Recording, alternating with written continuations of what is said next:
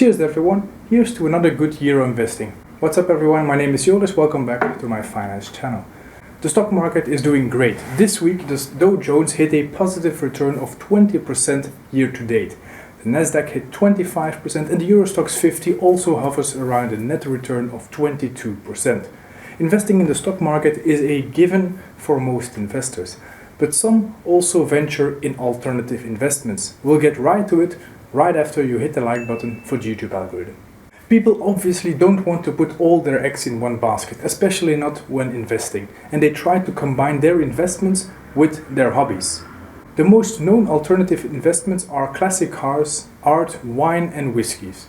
This report from 2017 shows us that in 2016, investing in classic cars, wines and especially whiskies have seen a huge growth. People want to collect whiskey bottles and they will hold them or sell them in the future, but they will rarely drink them.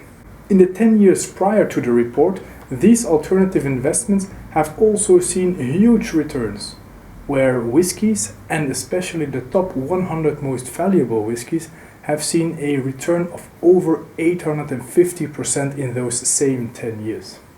Even during the pandemic in 2020, the volume and the value of these traded whiskies have had a comparable evolution to the stock market. The V-shaped recovery was also visible in the whiskey trade. Trades in the United Kingdom almost fell completely flat in April and May in 2020, only to rebound completely in the months after, with record months November and December. Investing in whiskey can be a nice alternative to investing in the stock market. The two styles of investing are quite different. The stock market is hinged on value creation by the companies you are investing in, and investing in whiskey is trying to invest in a rare product that keeps getting more and more rare.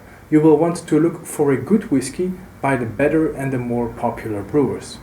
Rare Whiskey 101 ranks all whiskies and their brewers, and they report the rankings every year to aid the investors in their hobby. And again, I use the word hobby here. Investors in whiskey often know their way in the sector. They know which years of brews are good and which brewers are the best and so on. They can make more educated guesses as to which whiskies to buy or to invest in.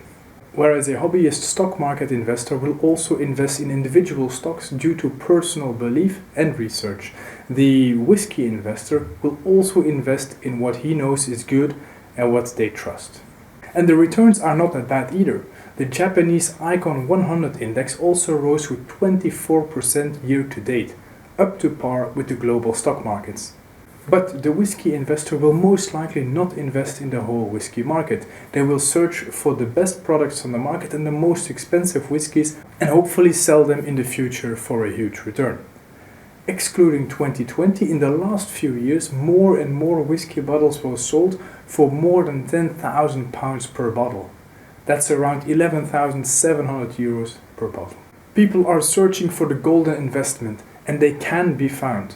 Last week a Belgian shop sold 2 bottles for 93,000 euros each. But these prices are dwarfed by the really expensive whiskies that get sold on auctions for more than 1 million euros.